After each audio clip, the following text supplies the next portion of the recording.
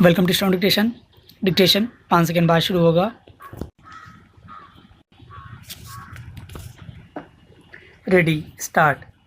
असम, बंगाल, केरल और तमिलनाडु के साथ केंद्र शासित राज्य पुडुचेरी में विधानसभा चुनावों की घोषणा होते ही राजनीतिक गहमागहमी बढ़ गई है।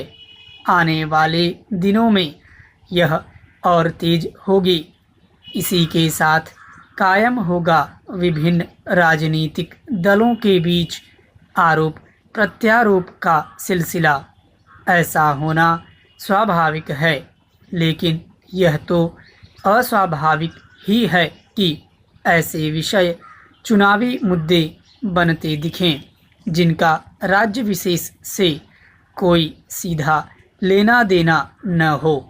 किस तरह के गैर जरूरी और बेतुके मसले चुनावी मुद्दे बनाने की कोशिश हो रही है, इसका ताज़ा और विचित्र प्रमाण है गत दिवस तमिलनाडु में कांग्रेस के नेता राहुल गांधी की ओर से मोदी सरकार पर निशाना साधते हुए यह कहना कि हम एक ऐसे शत्रु से लड़ रहे हैं जो विरोधियों को कुचल रहा है।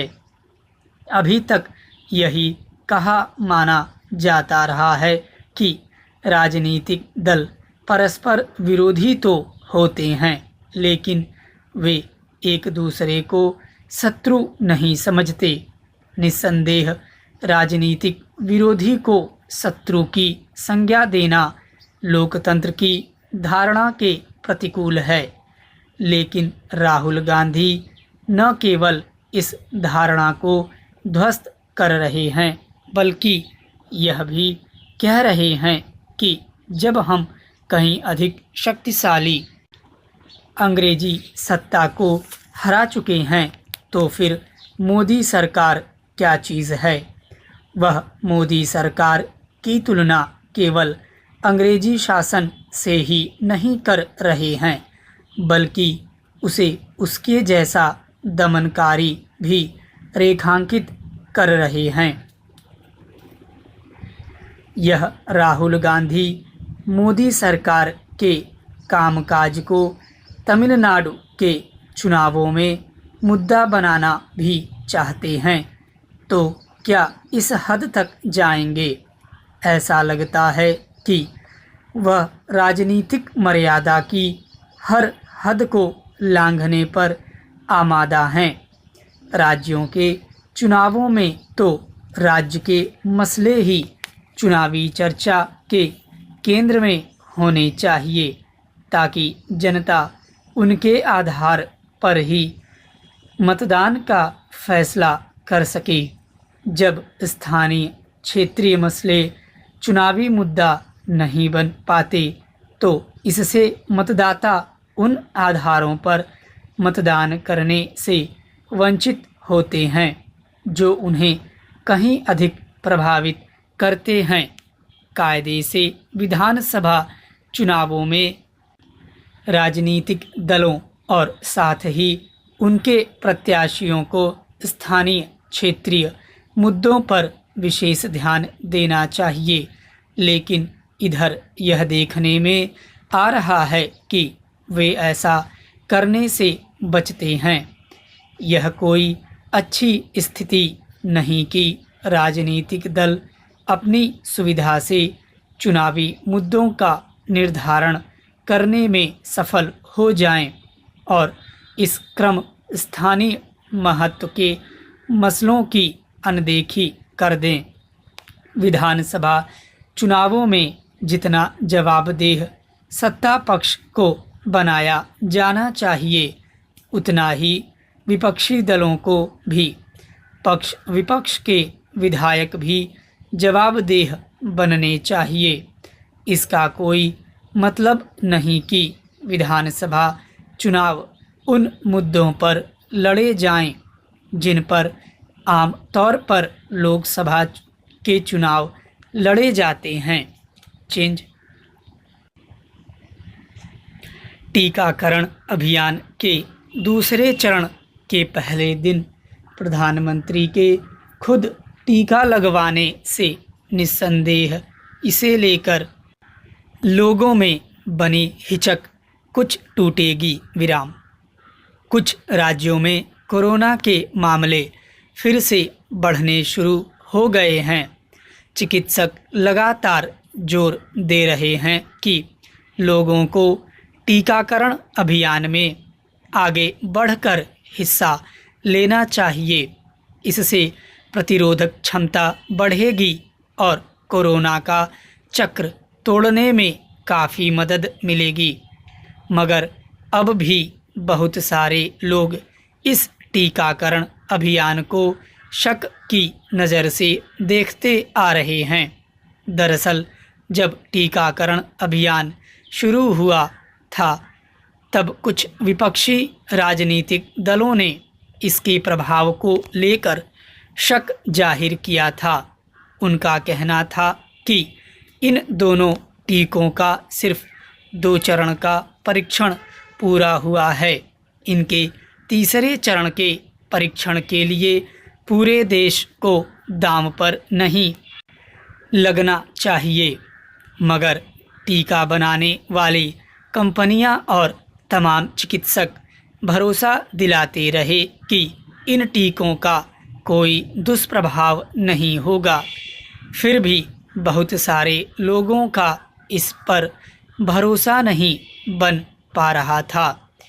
पहले चरण में पंजीकृत बहुत सारे स्वास्थ्य कर्मियों ने भी टीका लगवाने को लेकर अपने पांव पीछे खींच लिए थे। कुछ राजनीतिक दलों ने सवाल भी उठाए थे कि अगर ये टीके इतने निरापद हैं तो क्यों नहीं प्रधानमंत्री और राज्यों के मुख्यमंत्री खुद टीका लगवाते। उसके बाद प्रधानमंत्री ने घोषणा की थी कि दूसरे चरण में वे टीका लगवाएंगे।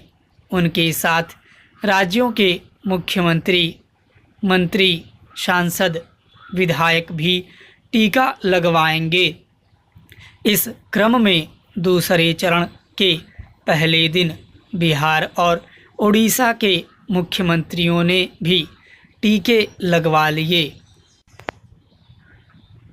ऐसे आपदा के वक्त जब किसी अभियान को लेकर लोगों का भरोसा नहीं बन पाता तो शीर्ष नेतृत्व को आगे आने से उनमें आत्मबल जागता ही है। प्रधानमंत्री पर बहुसंख्य लोगों को भरोसा रहता है, इसलिए उनके आगे आने से इस अभियान की गति पकड़ने की उम्मीद स्वाभाविक है। अब निजी अस्पतालों में भी टीके उपलब्ध कराने की घोषणा कर दी गई है। कीमत भी तय कर दी गई है, 250 रुपये। इस तरह जो लोग सरकारी टीकाकरण केंद्रों में जाने से हिचकते रहे होंगे वे भी इस दिशा में आगे बढ़ेंगे।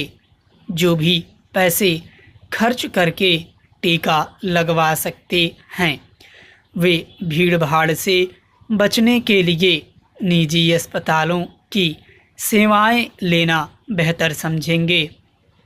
पहले भी अनेक बीमारियों के वक्त जब टीके लगवाना अनिवार्य कर दिया गया था, चाहे वह हेपेटाइटिस हो या अन्य बीमारियां, तब बड़ी संख्या में लोगों ने पैसे खर्च कर टीके लगवाए थे। इसलिए इस अभियान में भी बड़ी संख्या में लोग जुड़ेंगे। कोरोना टीकाकरण अभियान में गति लाना इसलिए बहुत ज़रूरी है कि इस महामारी पर पूरी तरह काबू नहीं पाया जा सका है। इसका विषाणु अपने रूप बदलकर बार बार आक्रामक हो उठ रहा है। भारत जैसे देश में जहां आबादी अधिक है और भीड़ भाड़ पर अंकुश लगाना खासा कठिन, काम है, वहाँ लोगों में प्रतिरोधक क्षमता बढ़ाने के उपायों पर जोर दिया जाना बहुत ज़रूरी है। इसलिए चिकित्सक जोर दे रहे हैं कि जितने अधिक लोगों को टीका लगाया जा सकेगा, उतना अधिक इस विषाणु के प्रभाव को रोकने में मदद मिलेगी। स्वास्थ्य जितना राज्यों का विषय है, उतना ही व्यक्तिगत जागरूकता और सावधानी का भी। इसलिए जब तक लोग खुद अपनी सेहत को लेकर सतर्क नहीं होंगे, कोई भी स्वास्थ्य योजना लक्ष्य तक नहीं पहुंच पाएगी। प्रधानमंत्री और राज्यों के मुख्यमंत्रियों के टीका लगवाने के बाद निश्चय ही इस अभियान को बल मिलेगा। स्टॉप।